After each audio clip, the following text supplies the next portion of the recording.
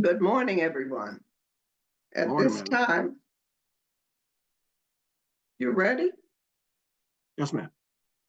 Good morning, everyone. Thanks for joining us.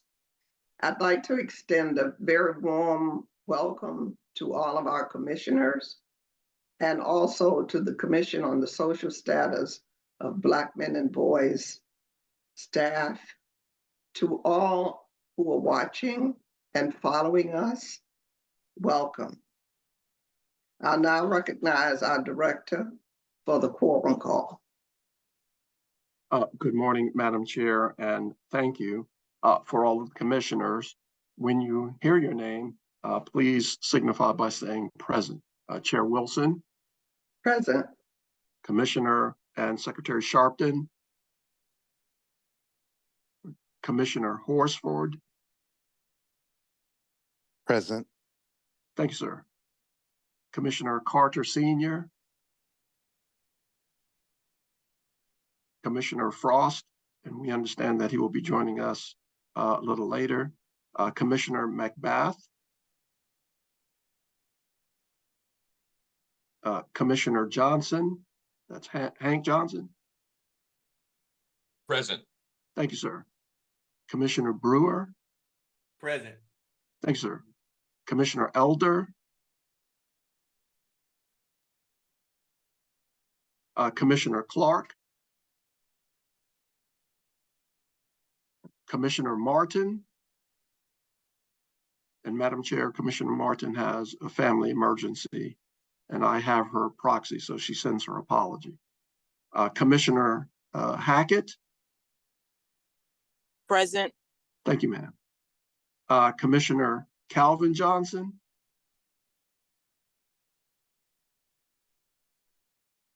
Commissioner Pong. And Commissioner Holmes. Present. Thank you, ma'am. And Commissioner Colclaw. Present. That is the calling of the roll, Madam Chair. And because we are not taking official business today, we can proceed, and we expect one or two more of our commissioners to join us. Thank you. Thank you, Mark. The next order of business is the adoption of the agenda. May I have a motion to approve the agenda?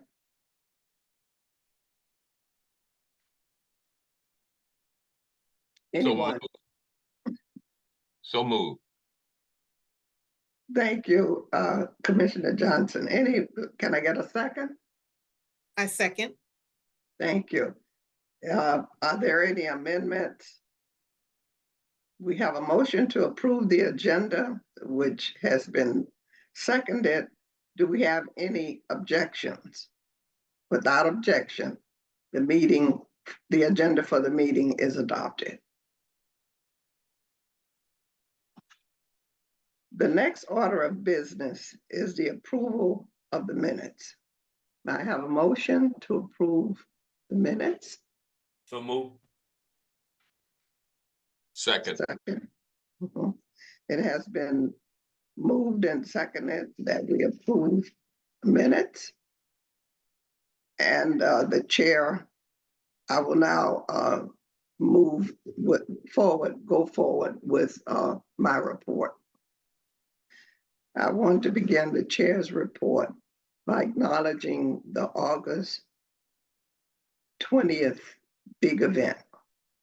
That event will mark our commission's 3rd anniversary. As such, I want to take a moment to underscore my vision and goals for the commission. On August 14th, 2020, when the commission was enacted, I envisioned it as being a think tank to address social inequities that plague Black men and boys. The numbers tell us that this group is on life support. I've had the opportunity to attend 3 high school graduations in my district. As all of you know, I'm a former school principal And I'm also the founder of the 5,000 Role Models of Excellence Project. And I have the goal of interrupting the school to prison pipeline. It's a dropout prevention program that's 30 years old. So I always find a way to attend as many graduations as I can. And I want you to know that in every high school graduation that I attended, 70% of the students graduating were female. Female. Even those joining the armed services were female. The football team, the basketball team were male. It's heartbreaking to sit in graduations across these United States in majority Black high schools and see the amount of boys that actually cross the stage. So as a commission, we have to find out why. We have to focus on prevention. We have to focus on what happens to that little Black baby boy who is placed in his mother's arms. And the doctor says, Miss Wilson, it's a boy. He doesn't say, Miss Wilson, he's going to drop out of school. Miss Wilson, he's going to join a gang. Miss Wilson, he's going to prison. Miss Wilson, he's going to jail. Miss Wilson, he's going to sell drugs. So what happens between the time that beautiful baby boy is given to Miss Wilson and that baby boy goes to high school? What happens in the interim? Where do we spend our dollars helping those children not become a statistic? What can this commission do to interrupt that school to prison pipeline, that school to gang pipeline? Why do we always wait until a Black man is killed by the police and everyone jumps up? Oh, we need legislation. Oh, we need money. Oh, we need bills. Oh, we're going to go into the Black community. We're going to do this. We're going to do that. There were so many promises made from corporate America when George Floyd was murdered. And now it's gone. No one even talks about it. So this is my vision for the commission. We are about prevention. So you can call me, and I've said it so many times, I am Frederica Prevention Wilson. I'm not Frederica Reactionary Wilson. I want my work done on the front end to take that little baby, Black baby boy, and train him and love him and lift him up. It doesn't matter who he lives with. It doesn't matter how many of his brothers and sisters have to sleep in the same bed with him. It doesn't matter if one of them wets the bed. We can still save him with the appropriate resources going to our respective communities. This particular commission has $2 million twice. So that's $4 million that we need to spend on prevention. So I'm going to call a special meeting in 2 weeks, and I want all of our commissioners on the call because we are going to determine how we're going to spend almost $4 million on prevention, on preventing Black boys from becoming menaces in society, of preventing Black boys from becoming statistics and going to jail. We're going to spend money to see how we can ease the tension between the police and Black boys and men across this nation, because that tension has existed since the slave patrol. And that tension is still there. So we've got to find a way how to sensitize our school personnel to the needs of little Black boys. They're different. And that's our job. That's our responsibility. It's not just our responsibility as a commission, it's our responsibility as a people. And most of us on this commission, because it's the Commission on the Social Status of Black Men and Boys, you were serving on this commission and you know exactly what I am saying is true. Because everyone on this commission has someone in their family that's a little Black boy that is on the wrong track. Most our Black boys, men are either going to jail, getting out of jail, or are in jail. And that's in every family on this commission. It's either a cousin, an uncle, a nephew, a son, a brother, a third cousin, Miss Annie's grandson, who is my stepfather, Mr. Bebe's brother, who we went to school with. You know somebody who fits the category that I'm speaking about. We don't have the authority to get on the expressway and ride over the ghetto. We have to walk amongst the people and help the children, especially the Black boys of our nation. And every time I try to do that, and every time we try to do that, there's this pushback.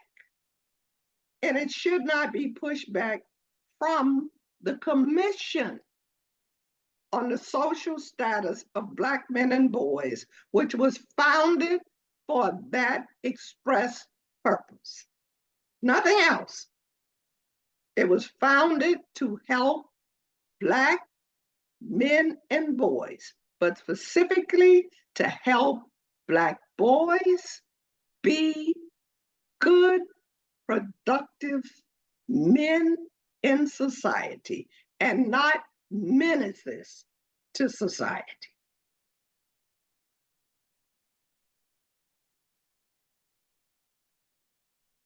That is a historical perspective of me as a school principal, school teacher, a school board member, a state representative, a state senator, the founder of the Florida Council on the Social Status of Black Men and Boys, and the founder of the federal U.S. Commission on the Social Status of Black Men and Boys. And little girls used to say to me, when I was on the school board, Miss Wilson, you're always doing something for the girls, for the boys. When are you going to do something for the girls? And I would say to them, you may think that this is for the boys, but this is for you. I'm building you good husbands and good fathers for your children. So when they see me now, when they saw me at the graduations that I attended this year, they say, Miss Wilson, my boyfriend is a member of the 5,000 Role Models of Excellence Project, and he is going to college. And this should be something that's happening all across these United States of America. And in my spare time, I study statistics. I study statistics on how they relate to crime in our communities. And our commission members, our commission members, not necessarily commission members, but our CBC members represent the cities that have the highest crime rates for Black boys. And it's not Chicago, which is always in the news. And I would say to you, research your city's crime rates, your district crime rates as it relates to Black men and boys, and join us on this journey as we interrupt the school to prison pipeline.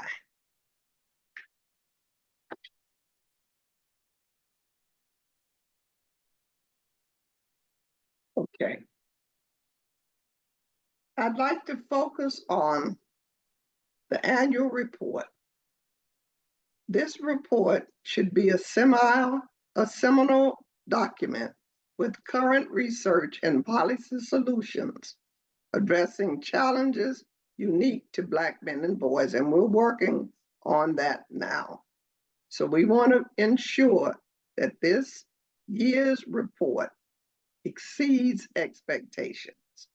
When I founded this commission, we talked about it not being a stagnant commission that just met in Washington or met on Zoom. And we have money to travel. We're going to be having a call meeting because I want to take the commission to New York. We're going to have a forum on mental health, replicate the forum that Representative Troy chaired in DC. We're going to replicate that in New York, if we can, on Reverend Sharpton's radio show. Representative Frost has invited us to his district to talk about gun violence. I've approached Commissioner Johnson and Commissioner Macbeth about doing something in Atlanta, the greater Atlanta area, not necessarily Atlanta, which is what they reminded me of, on prevention. They have so many colleges and universities, and they have high crime rates for Black men and boys. So this is what we need to be about. In support of the vision, as the commission chair, I've led several events this year. In February, we joined the White House celebration of Black men and boys to discuss the commission. In March, we led a special order hour that included several members of Congress convening on the floor of the U.S. House of Representatives to highlight issues facing Black men and boys and advocate for answers. We want America to know that we are on the case for Black men and boys. And I want to pause here and say that the social media the insignia, the poster has to say, the Commission of Black Men and Boys. Maybe if we left out social status, it would give us more spacing for the posters that are being posted. When you see something that has one like, one follow, it's not effective. So it has to say Commission of Black Men and Commission on Black Men and Boys when the posting occurs on social media, not the acronym, because no one knows what that acronym means. So this is something that I'm bringing up. I've said it to the staff. Now I'm bringing it up in the meeting because that has to change today. It has to change. In May, let's say in April, we held a briefing that examined strategies to address health disparities among Black men and boys.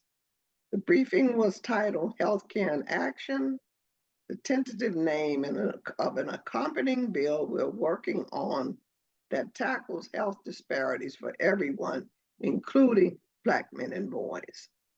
In May, Commissioners Carter, Horsford, McBath, and Johnson, and myself, as well as Senator Butler and Congressman Danny Davis, joined us for a bicameral congressional hearing style briefing on the mental health of Black men and boys. Grammy-nominated artist Raheem DeVaughn and former NFL linebacker Marcus Smith gave testimony, along with CEOs from the largest mental health organizations in the country, all Black men. And I asked them before that forum, when we had a little briefing in my office, I asked them, would they be willing to replicate this forum in other cities? And they said that they would be willing to do it. And that's when we reached out to Reverend Sharpton, or he reached out to us to say that mental health was at the top of his agenda for Black men and boys, and he wanted to do something like that in New York. So we're planning on that. And next week, let me repeat, we will have a conference call, a very important conference call, to put all of these details in action. I'm planning a meeting with the speaker. I call him the speaker. He is my speaker, Hakeem Jeffries, and with the chairman of the caucus, the Democratic caucus, and with the Speaker of the House about this commission and the ribbon cutting and what is supposed to happen, when it's supposed to happen, and who should be present. This month in June is very significant to us because it's Father's Day. So let me take a moment to recognize all of the wonderful fathers on this call. We had a special hearing on fathers.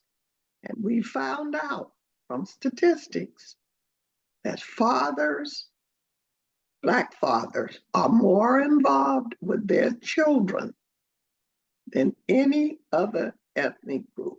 And I asked you all at that time to pay attention when you go into the malls.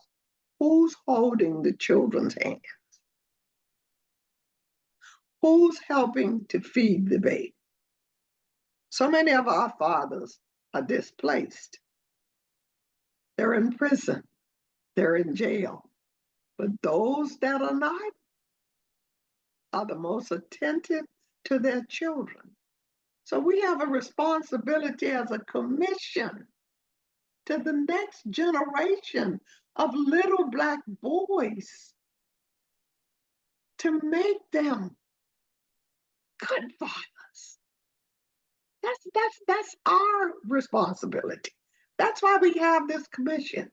We don't have this commission to get on 4 times a year on a Zoom. That is not why this was founded. We've got to work, and we appreciate you, and we want you on this journey with us. So for this Father's Day, we are going to try to dispel some of the stereotypes about Black fathers. So on Tuesday, Commissioner Carter and I are partnering with the Black Men Can to stream a discussion from my office to over 1 million followers that they have, recognizing Black fathers and their valuable roles in their children's lives. I encourage other commissioners to join us in person for this discussion.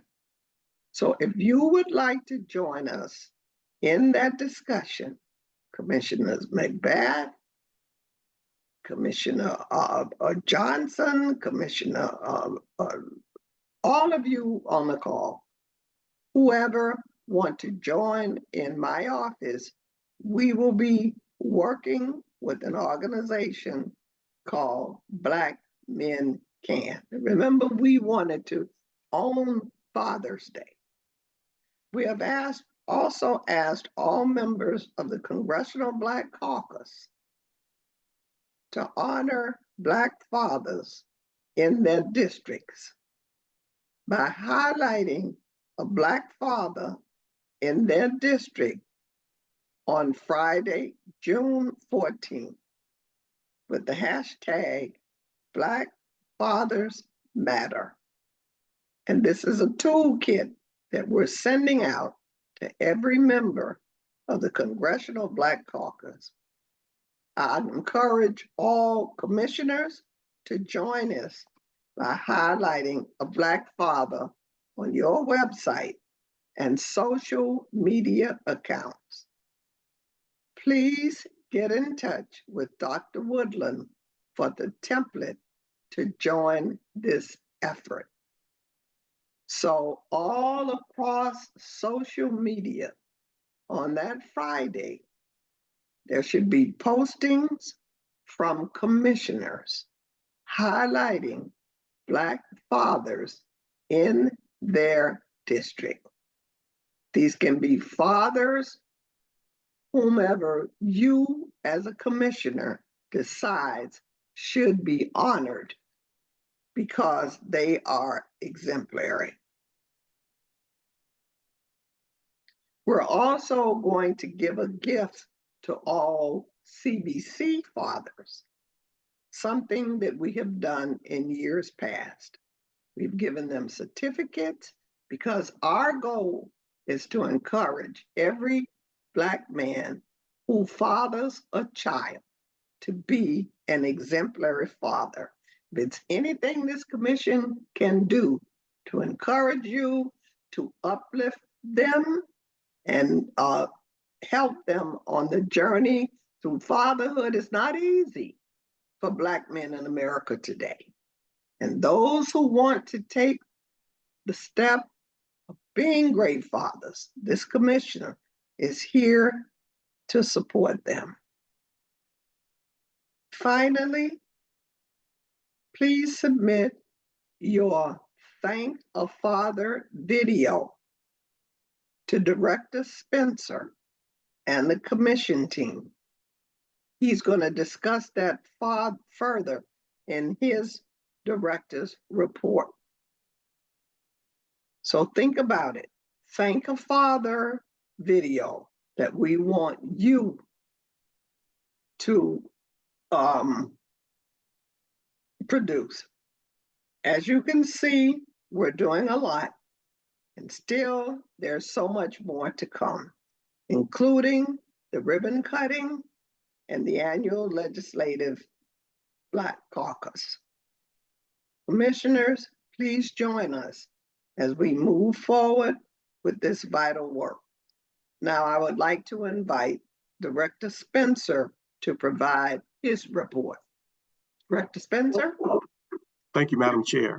And I will be brief. Thank you to all of our commissioners and partners who took their time to join us today. In your packets is my director's report for the third quarter, and I'll just summarize. We talk about some of the outstanding advocates and educators and researchers that we've engaged across the country. I will give special attention to Dr. Brookins, the head of the King Drew Magnet High School in Los Angeles. They just have an outstanding program, and we've provided the link. You can find out more about what they're doing. We also talk to a program in the Oakland Bay Area, Hidden Genius. They're just outstanding. There's a link to their program, and I would really encourage you to check out their video. There are a few other business notes.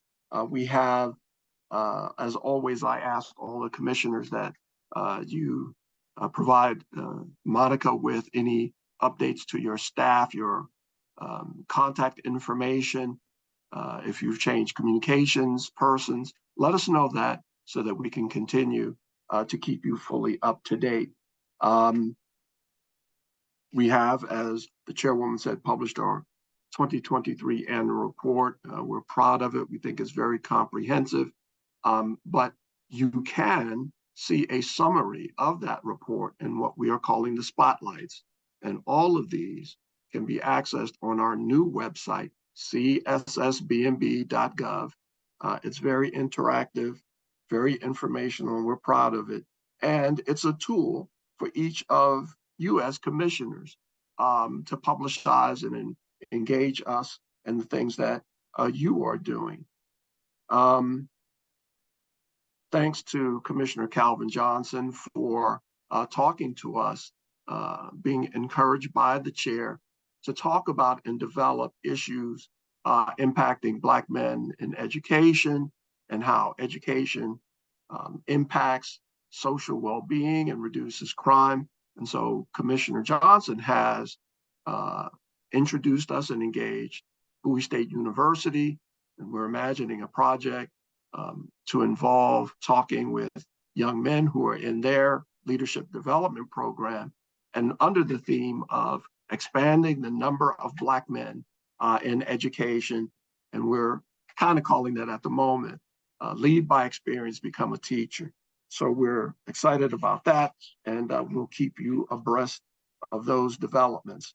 I'll also say thanks to Commissioner Holmes, we've been toying with what was first called the white paper that we're now calling the education roadmap that lists a significant number of elements that some of our partners, education scholars, have identified to address inequities in education and identify issues for further research and further development.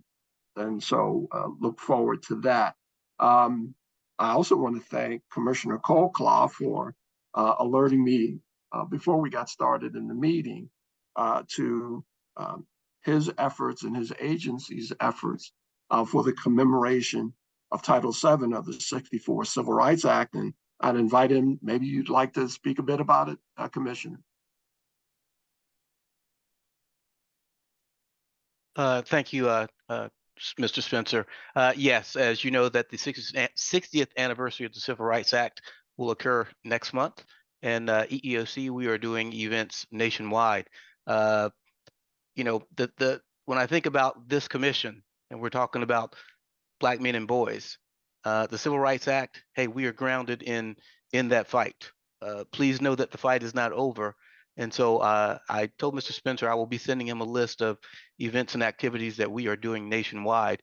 And if you have an opportunity, please take the time and join some of those events, because again, the fight is not over, and we have to stay strong and committed. Thank you. Thank you, Commission. I really appreciate that. And Can I ask a question about that? This is Commissioner Horsford. Can I ask a question at this time or later? no, certainly, Commission. So I just wanted to ask from the EEO side, specifically, as you indicated with the Civil Rights Act anniversary coming up, what is the current enforcement of the civil rights protections under the federal law in education? You know, we have a number of issues where young Black boys are being removed from the classroom because of their hairstyles. We have the elimination of diversity, equity, and inclusion programs being defunded on college campuses. But I know that under the Civil Rights Act, there are requirements for enforcement and protections for protected classes of individuals. So is that something that your office is involved in? And if so, is that information that you might be able to provide to this commission related to our mission and our scope? I can provide you information as far as what we're working on. With reference to the students that you mentioned, sir, that would be covered under Title IX with the Department of Education. However, we do work hand in hand with DOE, looking at some of those issues, and we're always talking about what we can do to make sure that no one is discriminated against or treated disparately because of race. May I say something as well? Please do. Yes. And by the way, I was here at the very beginning. For some reason, the link didn't work. And I've also turned in my video to congratulate fathers on Father's Day. Thank you, Commissioner.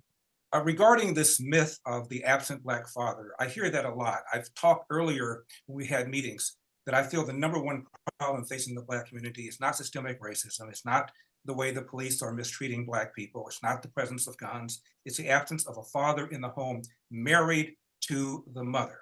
25% of Black kids in 1965 entered the world with a father in the home married to the mother. That number is now 70%. And we all know the stats. When you are raised without a father in the home, you're 5 times more likely to be poor and commit crime, 9 times more likely to drop out of school, and 20 times more likely to end up in jail. Now, when I say that, you use the word, Madam Chair, pushback. When I say that, I get pushback that it's a myth that Black fathers are absent. I never said that.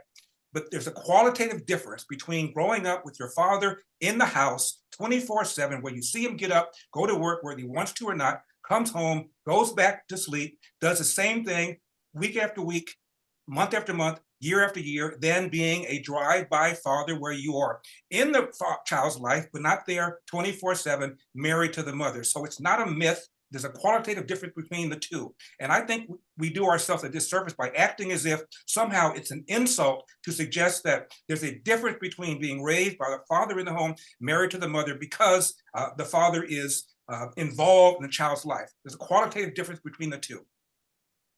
Well, Commissioner Elder, we have a commission, and the commission has the goal of interrupting the school to prison pipeline. Absolutely. So everything that you have said, no one is trying to dispute you. We have so many different statistics that show us that Black men who are involved in their children's lives, whether they are married to the mother or not, do well. I know when I grew up, I had a father living in the home with me. Families have changed now. So what we are trying to do is, regardless of what situation these boys find themselves in, if they are living with grandmother, if they're living with the auntie, if it's 12 of them in one house and they sleep in the bed with 3 others and one of them wet the bed, there's no reason to give up. because we are here to support you so that we can raise you to be a good father, Well, to be a Congresswoman, good husband, to be a good man in society. So that's the job of this commission. So we want to span out across these United States, upholding these little Black boys and being role models for them. Not the father who's missing or in prison or in jail or who doesn't come around. We have to fill in that gap. And that's Congresswoman, what we're doing. no question about that. My father does not know his biological father. He grew up on his own since he was 13 years old. My point is, we're all talking about prevention. So one of the things we ought to be doing is encouraging people to marry the mother of their children, and to get married before you have children. I know we have to deal with the world as it is, but in terms of prevention, the best way of preventing the crime and preventing the dropouts and preventing creating people who do not have jobs or are able to compete in our digital age is to marry the mother of your children. And one time I've heard somebody say, the best thing a father can do for his children is to love their mother. And the best way of doing that is to be married and be in the house. You can't, love is something that you can't legislate. So you have to, people decide who they want to marry. People decide who they want to love. So you can't say that as a commission, we're going to advocate that people marry the child's father. This is not something that what we want to do is make you a good man, a good boy, regardless of where you come from, because of slavery and where we have come from as a people. Everyone doesn't just fit in the same little cookie cutter family situation. So we have to deal with the children where we meet them. So we lift them up and we love them and we encourage them and we support them and we give them what they need. We don't just wait to the side. So that's what I'm about. Madam Chair, do you mind if I say something really quick? This is Jack Brewer. Sure, say something, Jack Brewer. As I hear you talking, as I hear Mr. Elder speak, I think, I'm hearing a lot of truth, and I don't think any of these things are mutually exclusive. When you look, if you dig into the data and you actually look and see how a child develops with just a father versus how a child develops with just a mother. I mean, there's single fathers out there as well. The children with single fathers outperform with those with single mothers, like substantially. And I think it's to the point that, particularly with young boys, they need a man in their life. And if that young boy can't have a man that's in the home with the mother, or a man in the life period, that's where our call of action is. Our call of action is to make sure that we're doing what we have to do in the community to make up for the lost ones. And, I'm a Bible believer, and the word tells us to look after the least of these. And I think at the core of all that we're talking about, we all know that we are facing an epidemic when it comes to our young Black kids. I'm a Black father. I know how good a Black father can be because I am one. And I think that needs to be celebrated. I think at the same time, though, we need to put even more effort into encouraging our great Black fathers to break out of their own homes and go in the community. And let's uplift all these millions of kids that we have terrorizing our streets. It is up to us. And we cannot deny that. We can't get upset when people call it out. We need to talk about the issues that we're having in our own neighborhoods, and we need to address them through our service and through our examples of how great we are. I think, and I don't care if anybody gets mad when I say this, Black men are the most anointed creature on the face of the earth. And when you have skills and talents and strengths and all that, and God's giving you so much ability, you also have a lot of warfare to deal with. And I think right now we're allowing our warfare to be highlighted so much, and we're not taking advantage of the gifts that God has given us. And so I think this commission can be the leader and will be the leader of this nation to go in and let's stop these boys from getting locked up. I have programs all around the country, and I can tell you, man for man, I am training men inside of the prisons, majority Black men, to be fathers from inside the prisons. Even those guys aren't hopeless. We have to give hope to the hopeless. And so I'm encouraged. I think we're all on the same page. We need to put down political ideals and all these other things that may keep us divided and taint our minds, and realize that God has called us all to be here in a moment in time where his most anointed creature right now is hurting. And let's go out and do something about it together. That's all I have, Mr. Chairwoman. Here. Yes, Quick response. Commissioner Elder. Yeah, quick response. I ran for president briefly, as you know, and I was in Iowa, and I was talking to the chief of police of a city called Johnson City. Very few Blacks live there. And I asked him if he had a crime problem and a gang problem. He said, we do. Not like Chicago, but we do have a gang problem. I said, what's the commonality? He said, these kids do not have a father figure in their lives, either a father or a grandfather or a coach or a pastor, somebody. They have some sort of father figure. And I liken this, Madam Chair, to Alcoholics Anonymous, where the recovering alcoholics have a sponsor. Every one of these kids growing up without a father, particularly the boys, need to have some sort of male figure in their lives. And I've encouraged people in my generation, the baby boomer generation, many of us are retired now or about ready to retire. They've raised kids, they've raised grandchildren, and they need to get involved, either with money or with their own time and effort to do so. Commissioner Elder, that's what the 5,000 Role Models of Excellence does. I know. You know that, and Madam Chair, Madam Chair, lives in Florida knows that. So that's Madam why. Chairwoman, Who is it? this is Stephen Horsford. Are we going to go back to the agenda? I mean, at this point, it just We're seems going like to go back people to are it. We'll go back expressing to their. it.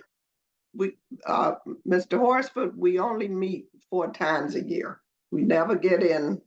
I know, but if we're just Any going to sit here and discussion. blame Black boys and men as if they're the reason for their situation, then that's not the purpose for today's meeting. So I feel like we've heard the commissioners, but we need to move to the agenda and the items that we need to discuss and approve.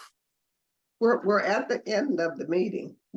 This is open discussion being narrated by the chair, and I'm recognizing the members to give whatever input or ask any questions that they have about the work of the commission.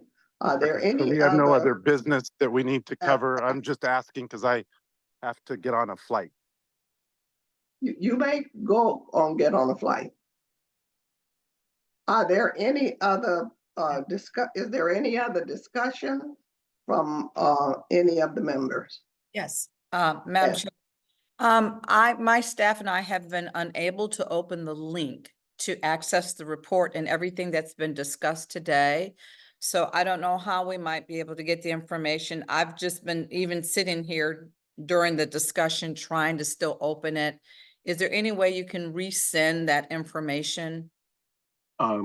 Commissioner McBath, I saw your earlier email communication. We will work on that. We're having some broadband issues at HQ, but we'll make sure that we get all of the commissioners the links for the information. Thank you very much. I appreciate it. Okay, any other questions, discussion? Yeah, Madam Chair, this is Hank Johnson. I appreciate everyone for being on the call, and I appreciate everyone's input today. I thought the comments were spot on. And one of the things that I would like to reemphasize is mental health. I think Reverend Al Sharpton is spot on when he recognizes the fact that there's a history of there's a history of trauma that transcends generations for the Black male, and it has followed us from the days of slavery through Jim Crow up to the present. Mental health is a collective issue for Black men and boys. We share the same, from a Buddhist standpoint, karma. And I might assert now that I've been a practicing Buddhist for the last 47 years, and I call myself a Buddhist Christian. I know a lot of people might not be able to get with that, but there are probably Muslim Christians out there, and there might even be some agnostic Christians out there. And when I say that, it's kind of like the ideals and values expressed in Christianity are the same as that which exist within my philosophy. So therefore, I can incorporate Christian theory, belief into my mindset. But I don't want our commission to become a religious vehicle, because I think that the issues are spiritual and secular. And when it's spiritual, it transcends religion. And so I just want us to be able to be inclusive and moreover, I'll say, I think one of the central tenets of what we do has to deal with mental health. And because if you're married and your mental health is not good, then you're not going to be a good father or a good man. But if your mental health is good and you're unmarried and you are in a relationship that produces children, you will be a good father. And so mental health is something I think we need to focus on. Well, thank you.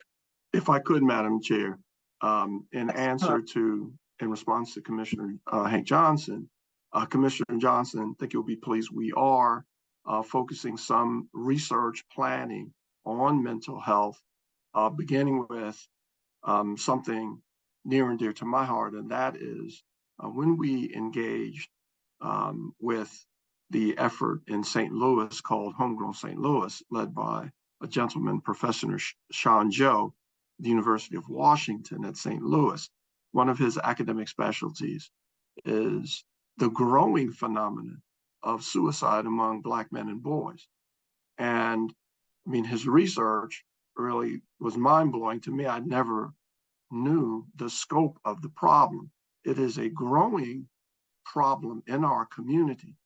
Professor Joe has written a research document called The Social Determinants of Suicide Among Black Men and Boys. And in fact, he partnered with the Congressional Black Caucus, I think, in 2022, going into 2023. And the CBC announced that this would be a focus area. So we are planning a research project to focus, one, on the growing and problematic phenomenon of suicide among Black men and boys and focusing on prevention, but also to talk about the mental health of Black men and boys generally. So we are there with you. We're anticipating that, and we are trying to do the front work now for the research planning. Thank you, Mark, and thank you, Commissioner Johnson. Remember, we had a forum that you participated in that was moderated by Commissioner Troy Carter. That is the forum that we think should travel. And one way it can travel is through the media. So what I said earlier was that Commissioner Sharpton wants to have that on his radio show. And all of you who will be attending the CBC PAC in New York, it's we're trying to schedule it around that time, so it wouldn't be extra money to fly. And also people, commissioners who are not members of the CBC, we want you there.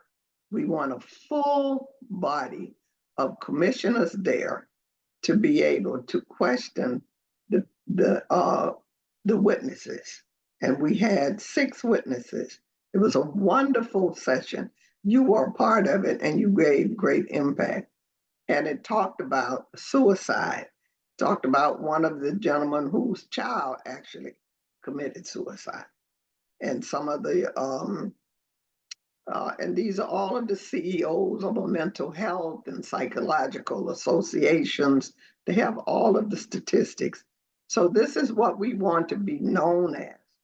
We want to be known as a body, a think tank that travels the country to educate and uplift people about Black men and boys.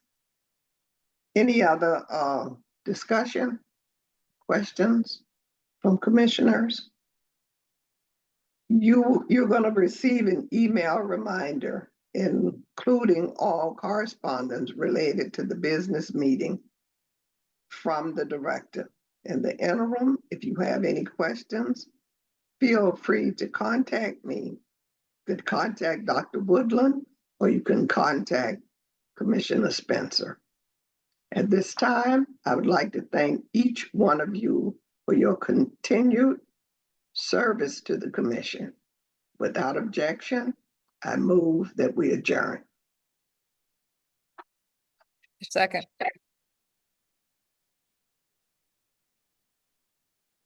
Second. Thank you. So moved. We'll let you know very shortly when the call meeting will be, and we'll do that by phone about the mental health forum in New York. Thank you. Thank you, Madam Chair. Everybody, have a Thank good you. weekend. You Thank too. Thank you. everyone. Thank you Bye-bye. all. God Thank bless. you. All right. Okay. Bye-bye.